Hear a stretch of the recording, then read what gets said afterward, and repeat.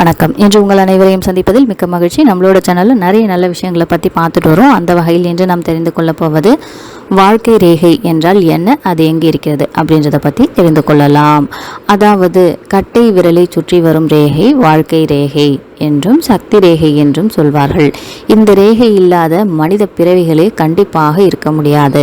அனைவர் கையிலும் வாழ்க்கை ரேகை அப்படின்றது இருக்கக்கூடியதாக இருக்கிறது. கட்டை விரலை சுற்றி வரும் ரேகை வாழ்க்கை ரேகை. ஒருவருடைய உடல் வலிமையும் மன வலிமையையும் உருவாக்கும் திறன் இந்த ரேகைக்கு அதிகமாகவே இருக்கிறது. சாதாரணமாக சிறு குழந்தைகள் உள்ளங்கை ரேகையில் அதிக அழுத்தமாக படியாமல் இருப்பதே வாழ்க்கை ரேகை என்பது.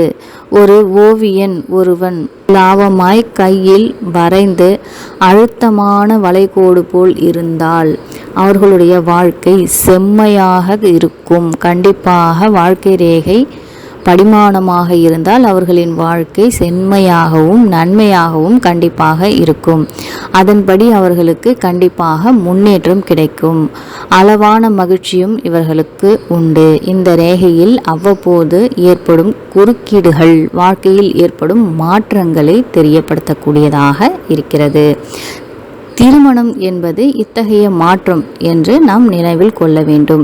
குருமேட்டின் அடியில் தொடங்கி மணிக்கட்டு வரை இந்த ரேகை முடிவடைகிறது. அதாவது வாழ்க்கை ரேகை என்பது எங்கு இருக்கும் என்றால் தெளிவாக தெரிந்து கொள்ளுங்கள். குருமேட்டின் அடியில் தொடங்கி மணிக்கட்டில் இருந்து ரேகை முடிவடைகிறது. இதுதான் வாழ்க்கை ரேகை. குருமேட்டின் அடியில் தொடங்கி மணிக்கட்டில் இந்த ரேகை முடிவடைகிறது.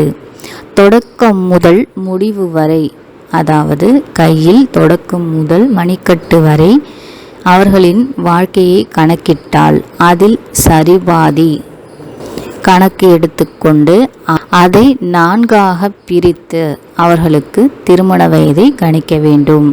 அதிலிருந்து 25 வயது வரை வாழ்க்கை எப்படி அமையும் என்பதும் அதன் பிறகு எப்படி இருக்கும் என்பதை பற்றியும் நம்மால் பலன் சொல்ல முடியும்.